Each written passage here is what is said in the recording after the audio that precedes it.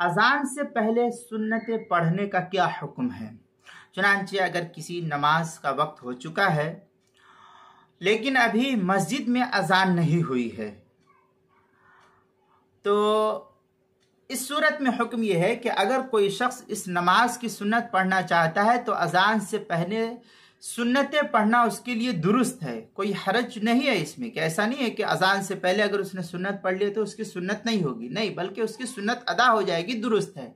लेकिन फुक़हा ये लिखते हैं बेहतर यह है कि अजान के बाद सुन्नत पढ़ी जाए, ये उसके लिए बेहतर और अफजल अमल है। इस मसले को मुस्तफ़ाद किया है फतावा महमूदिया का जो पुराना छपा हुआ नुस्खा है उसकी दूसरी जिल्द सफ़ा 128 और किताबुल मसाइल उसकी पहली जिल्द सफ़ा 263 पर इसको नकल किया है।